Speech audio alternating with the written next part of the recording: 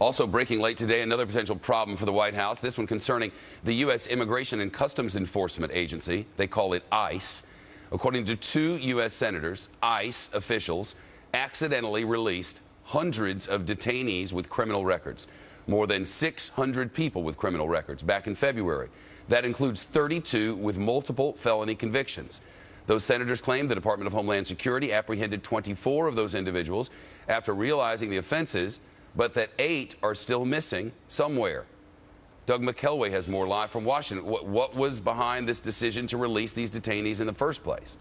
Well, Shep, last February, Immigration and Customs Enforcement, in anticipation of sequestration cuts, released over 2,000 of these detainees from custody. They did so without warning, without alerting congressional committees.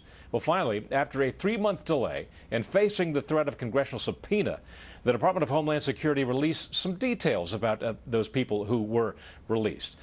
One of them released in Phoenix, I should say, had a second-degree robbery conviction and countless convictions for prostitution and solicitation for lewd conduct.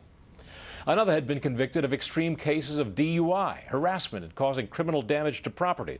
And yet another had prior convictions for carrying a gun, felony possession of drugs, second-degree burglary, vandalism, and trespassing.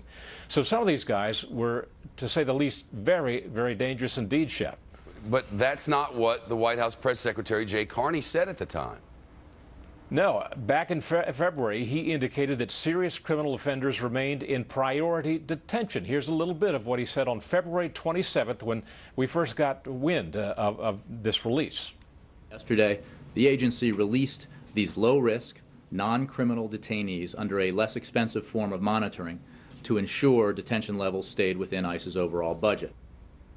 So, as you just heard, he called them non-criminal detainees. We now know that to be untrue. When ICE realized this mistake, it reapprehended 24 of the 32, but as you said, Shep, it means that 8 detainees with multiple felony convictions got away. In a statement today, Senators McCain and Levin said they, quote, recommend that disciplinary action be considered for the ICE officials responsible for releasing detainees with multiple felony convictions into communities. And they added that ICE must take all actions necessary to ensure that this never happens again. Shep? Thanks very much. Appreciate it. Live from Washington. Media